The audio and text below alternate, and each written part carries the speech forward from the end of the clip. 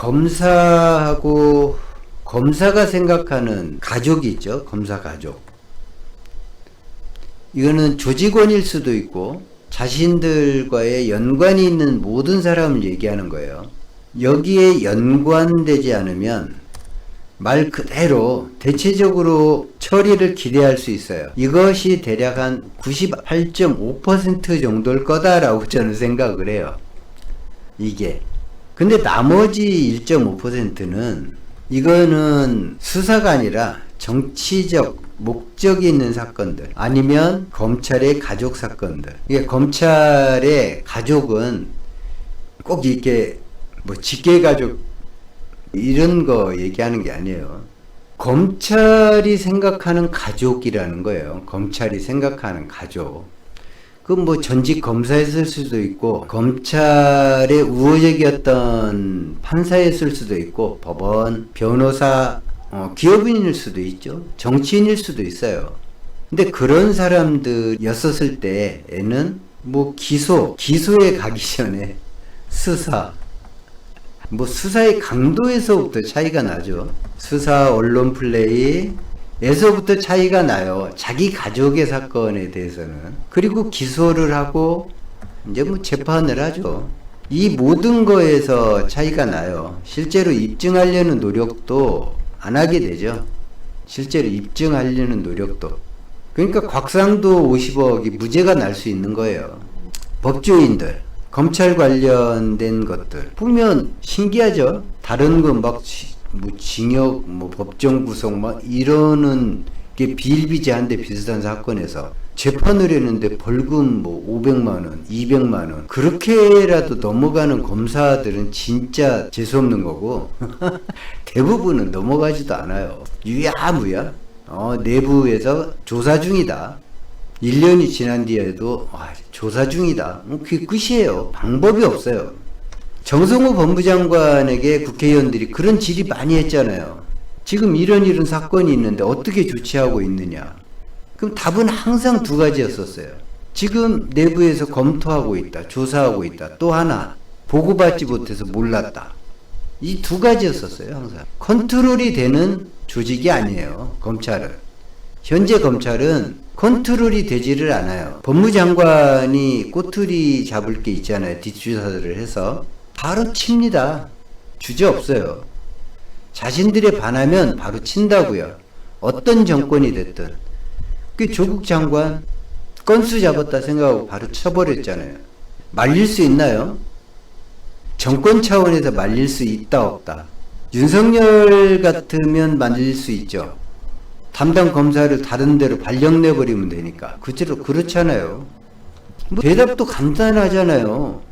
아니 왜 수사 중인 검사들을 발령내냐. 인사 시기가 돼서 그냥 발령낸 거다. 적법한 거다. 근데 민주정부에서 그렇게 했어요. 만약에 했다고선 쳐요. 근데 이거를 나중도 아니죠.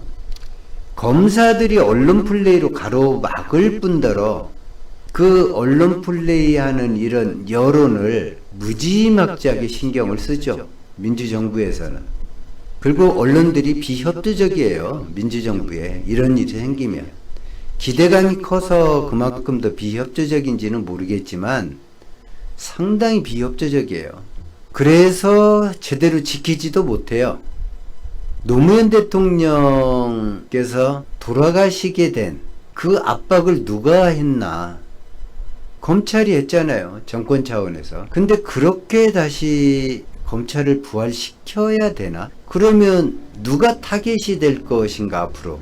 그냥 눈에 선하게 보이잖아요. 그게 진보진영 인사든 보수진영 인사든 상관없이 정치적 목적을 가진 이 사법살인 이런 거는 있어서는 안 돼요. 앞으로 뭐 국민의힘 쪽 사람들을 검찰이 쳐주면 잘한다가 돼서는 안 돼요.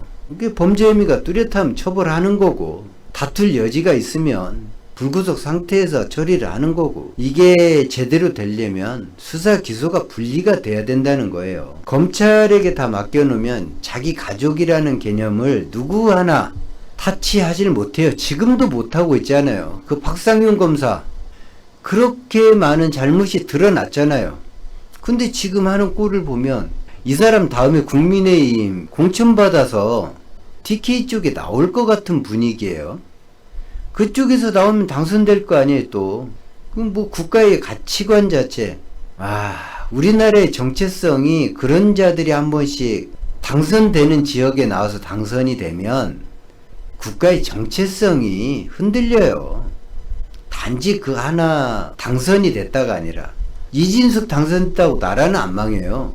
근데 우리나라의 법 체계라든지 이 도덕성이라든지 공직자의 윤리관이라든지 전통적인 공직자 관념이라든지 모두 무너지게 되잖아요. 그러면 저래도 국회의원이 돼요. 안 하는 사람이 병신이 되는 거죠. 근데 그런 사회를 계속 우리가 만들어야 되느냐. 이 시험대에 올라 있는 거예요, 지금.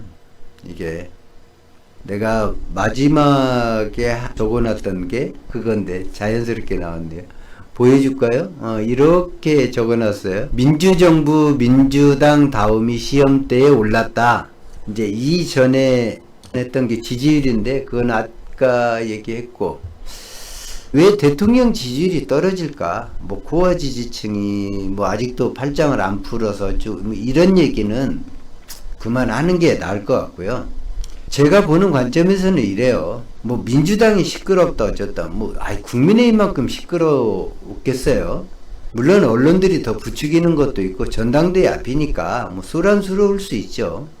근데 국민의힘은 2% 올랐는데 민주당은 2% 떨어지고 대통령 지지율도 2%가 2주 연속으로 떨어졌어요.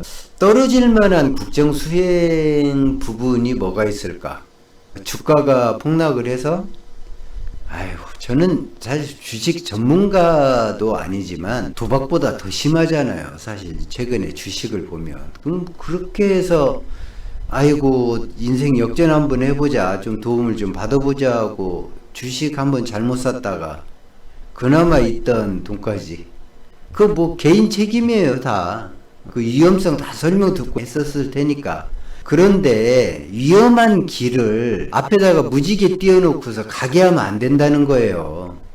그걸 흔히 무지개 다리라고 하잖아요. 골로 가는 거. 그런 다리를 안 만들어야지. 지금 지지율이 이재명 대통령 국정 수행 지지율이 사실 올라야 맞죠. 외교 성과나 이런 것들을 보고, 그리고 국내국의 정책들 전반적으로 봐도 오르는 게 맞아요. 지금 있는 이 지지율이 비정상이에요. 사실은 정상적이지 않아요. 52% 국정 지지율이라는 게, 이것도 높다고 얘기하시는 분이 있기는 한데 윤석열에 비하면 높죠. 트럼프에 비해서도 높죠. 한참 높죠. 근데 실제 하는 거에 비하면 낮아요. 근데 저는 이렇게 봐요. 이거를 민주정부, 민주당 정부, 그리고 민주당이 민주진보 정부의 어떤 다움이 있잖아요. 어떤 모습, 기대치, 그 민주당에 대한 또 민주당 다움, 기대치 이런 것들이 있잖아요. 그게 너무 충족이 안 되고 있다. 지지자들에게, 또 중도층의 사람들에게 이게 내가 지지했던 민주당이 맞냐, 민주정부가 맞냐. 우리 국민들 잘 먹고 잘 살면 물론 장땡이죠. 힘있게 팍팍 추진하는 거 좋아해요. 근데 그렇게 갑자기 추진이 안 되고서 엇박자 내고 불분명한 의견 내고 하는 게 보안수사권밖에 없잖아요. 보면 명확하지가 않잖아요. 이 보안수사권에 대해서 지금 존치를 원하는 것 같은, 그런데 국회에 맡겼다고는 얘기를 또 하시잖아요. 그러니까 이런 불분명한 태도가 좀 머릿속이 시끄럽게 만드는 원인이다. 이 민주당 다움, 이재명 대통령 다움, 기대했던 어떤 모습이 있잖아요. 그리고 최근에는 민주당에서 시끄러울 필요가 없는 일에서 너무 시끄럽잖아요. 송영길, 김용 자격이 되나 안 되나. 선거투표제도 그렇지만 이번에는 또 3대3으로 팽팽하게 맞섰다고 하죠. 그 결론이 안 하니까 협박까지 들었다고 해요. 정치 생명 끊어버리겠다 어쩌겠다. 그러면서 우여곡절 끝에 받아들이기로. 근데 한 가지 제가 김용 씨한테는 좀 미안한 얘기인데, 그 이재명 대통령 측근이라는 건 알겠어요. 근데 정치 경력이 그 시의원 외에는 없어요. 민주당이 어떤 공헌을 했는지도 사실 모르겠고, 그 검찰의 피해를 받았다, 그건 공헌이 아니에요. 그냥 피해를 받은 거지. 민주당을 위해서 뭘 하다가 검찰의 피해를 받았다, 뭐 그러면 좀 이해가 돼요. 그런 게 아닌데 이재명 대통령하고 단지 가깝다. 민주당이라고 하는 여당이면서 제1당이잖아요. 국회에. 최고위원 되는 게 이렇게 쉬웠나? 그런 생각이 요즘에 진짜 막 들어요. 이렇게 쉬웠었나? 이렇게 쉬운 조직인가? 지금 보면은 김용씨 요즘 이렇게 뭐 어쨌든 언론이나 이런 데 노출되고 하는 뭐 발언하는 이런 모습을 보면 총리급의 버금가는 인사 같아요. 하고 다니는 모습을 보면 좀, 저 같은 사람은 그런 거 되게 싫어해요. 지금 현재 맡고 있는 직책이 없잖아요, 공적으로. 근데 국회의원들이 거기에 달려들어서 줄 서는 것 같은, 진짜 버러지들도 아니고 자존심도 없는, 이게 흔히 십상시라고 불리는 자들이 욕을 먹는 게 괜히 욕 먹는 게 아니에요. 스스로 본인 노출을 줄이고 반대의 모습이 좀 되어주고, 대통령이 예전에 한 말이 있죠. 정진상 김영 정도 돼야 내 측근이라고 할 수 있지. 그거 외에 정치적 자산이 없잖아요. 본인이 만든 자산도 없고.